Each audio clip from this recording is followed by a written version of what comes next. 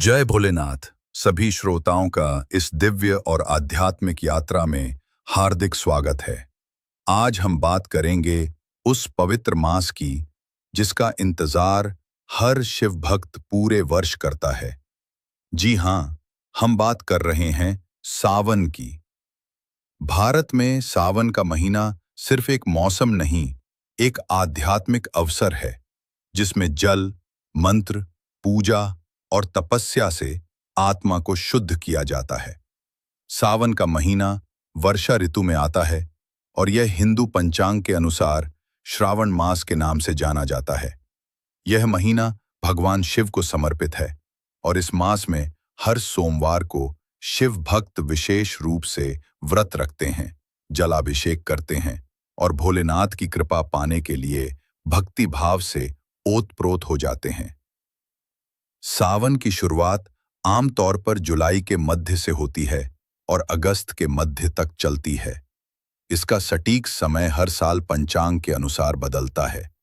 इस साल सावन 2025 में 10 जुलाई से शुरू हो रहा है और 15 अगस्त तक चलेगा। इस पूरे महीने को शिव भक्ति का पर्व माना जाता है। मान्यता है कि इस मास में भगवान शिव सृष्टि पर विशेष कृपा दृष्टि रखते हैं और जो भी भक्त सच्चे मन से उनका जाप करता है उसे जीवन के हर कष्ट से मुक्ति मिलती है। अब सवाल ये है कि इस पवित्र महीने में क्या करना चाहिए और क्या नहीं करना चाहिए। ये सवाल हर भक्त के मन में होता है और आज हम इसी विषय पर विस्तार से चर्चा करेंगे, लेकिन बिना किसी भंग या टुकड़ों में नहीं, एक प्रवाह में। सावन के महीने में सबसे पहली और प्रमुख बात यह है कि इस महीने में ब्रह्मचर्य और संयम का विशेष पालन करना चाहिए। आचार, विचार, व्यवहार और खान पान, हर एक पहलू में पवित्रता जरूरी है। इस महीने में प्रातःकाल जल्दी उठकर स्नान करना, गंगाजल मिश्रित जल से शिवलिंग का अभिषेक करना, ओम नमः शिवाय मंत्र का जाप करना और शिव पुराण या रुद्राष्टाध्यायी का पाठ करना अत्यंत शुभ माना गया है। इस मास में हर सोमवार को व्रत रखने की परंपरा बहुत। सावन के महीने में बेलपत्र, धतूरा, भांग, दूध, शहद, चंदन, गंगाजल और सफेद फूल भगवान शिव को चढ़ाना अत्यंत पुण्यदायी होता है। शिवलिंग पर जल अर्पित करते समय मंत्र बोलना बहुत जरूरी होता है। केवल जल चढ़ाना नहीं, बल्कि भाव, मंत्र और श्रद्धा से शिव को नमन करना ही सच्ची पूजा है। अब बात करें कि इस महीने में क्या नहीं करना चाहिए। सबसे पहली बात, इस महीने में मांस मदिरा का सेवन पूर्ण रूप से वर्जित होता है। जो लोग सच में शिव को पाना चाहते हैं, उन्हें नशा, मद्य, क्रोध, लोभ, वाणी का दुरुपयोग और हिंसा जैसे नकारात्मक कार्यों से दूरी बनानी चाहिए। इस महीने में बाल कटवाना, नाखून काटना और शेविंग जैसे कार्य भी वर्जित माने गए हैं, क्योंकि यह माह तपस्या और ब्रह्मचर्य का प्रतीक है। यहां तक कि शास्त्रों में कहा गया है कि इस मास में विवाह, शुभ कार्य और मांगलिक उत्सव से भी परहेज करना चाहिए। सावन में अधिक से अधिक मौन रहना, साधना करना, शिव चालीसा पढ़ना और रात्रि को शिव नाम का संकीर्तन करना आत्मा को निर्मल बनाता है। मान्यता है कि शिव भगवान सादगी से प्रसन्न होते हैं। उन्हें ज्यादा आडंबर या दिखावा नहीं चाहिए, बस भक्ति, श्रद्धा और सच्चा हृदय चाहिए। सावन में जल का भी विशेष महत्व होता है।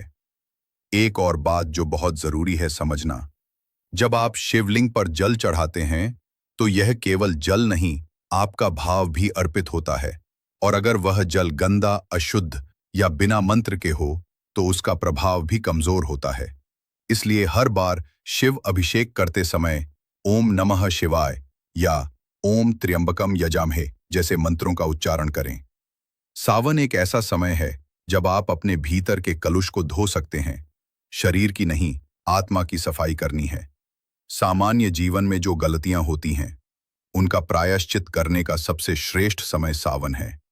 इस मास में शिव मंदिरों में दर्शन के लिए विशेष भीड़ रहती है। कांवड़ यात्रा का भी विशेष महत्व होता है। उठकर स्नान करके सफेद या पीले वस्त्र पहने, मंदिर की सफाई करें, दीप जलाएं और पंचामृत से शिवलिंग को स्नान कराएं। इसके बाद बिल्व पत्र, पुष्प, धतूरा, भांग, चावल आदि अर्पित करें। कृपया ध्यान रखें कि तुलसी का पत्ता भगवान शिव को नहीं चढ़ाना चाहिए। यह एक बहुत आम भूल है, लेकिन सावधानी जरूरी है। सावन में खास तौर पर ध्यान दें कि शिव की पूजा में सिर्फ वे ही सामग्री प्रयोग हो जो शास्त्रों में वर्णित है। अब बात आती है भाव की। अगर आपके पास पूजा की सारी सामग्री है लेकिन भाव नहीं, तो पूजा अधूरी है। पर यदि सामग्री कम है लेकिन मन श्रद्धा से भरा है, तो भगवान शिव आपसे उतने ही प्रसन्न होंगे। सावन हमें संयम सिखाता है, भक्ति सिखाता है और यह भी सिखाता है कि शांति कहाँ है, अपने भीतर। इस मास में केवल बाह्य पूजा नहीं, आंतरिक ध्यान भी जरूरी है। अगर आप रोज केवल 10-15 मिनट ध्यान करते हैं, तो आपकी आत्मा को शांति मिलेगी और आपके जीवन में सकारात्मक परिवर्तन आएंगे। इस मास में शिव पुराण का पाठ करना अत्यंत फलदायी होता है। हर रात सोने से पहले ओम नमः शिवाय मंत्र का 108 बार जाप करें। सावन में किसी की बुराई न करें, झूठ न बोलें और दूसरों को दुख न पहुंचाएं। आपका हर कर्म पूजा का ही हिस्सा माना जाएगा। ध्यान रखें कि सावन केवल एक मास नहीं, एक अवसर है अपने भीतर के शिव को पहचानने का, अपने मन को शुद्ध करने का और सच्चे अर्थों में आध्यात्मिक बनने का। और अंत में यही कहूंगा, शिव की भक्ति में डूब जाइए, जीवन के हर दुख को भूल जाइए। श्रद्धा से सावन मनाइए और प्रभु शिव की कृपा से अपने जीवन को सफल बनाइए। हर हर महादेव।